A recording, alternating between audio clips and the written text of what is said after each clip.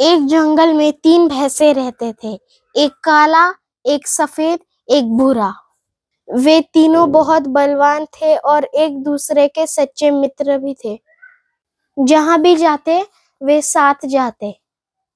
जब भी घास चरनी होती थी वे तीनों साथ चरते थे।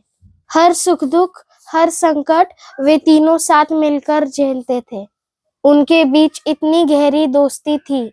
जंगल के सारे जानवर उनके एकता के मिसाल देते थे।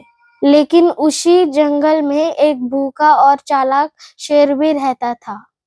वो कई बार इन भैंसों पे हमला कर चुका था, लेकिन हर बार वो तीनों मिलकर शेर का डटकर मुकाबला करते थे। शेर समझ गया था जब तक वे तीनों साथ थे वो इनका कुछ नहीं बिगाड़ सकता था।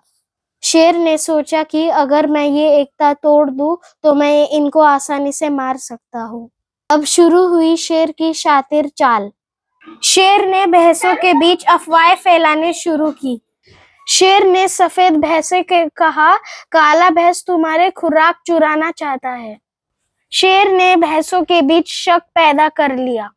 कुछ दिनों के बाद जो तीनों एक जान थे, अब एक दूसरे से नजरें चुराने लगे।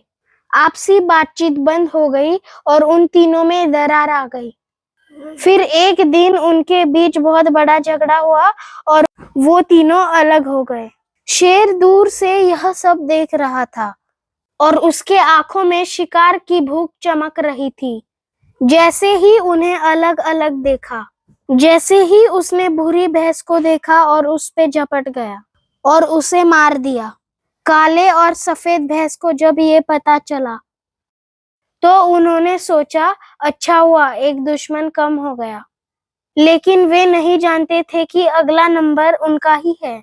कुछ ही दिनों के बाद शेर ने सफेद भैंसे को देखकर मार दिया। अब जंगल में एक ही काला भैंसा रह गया था। वह डर के साए में जीने लगा। एक दिन शेर ने उसे भी मार डाला। मरते वक्त काले भैंसे के आंखों में आंसू थे।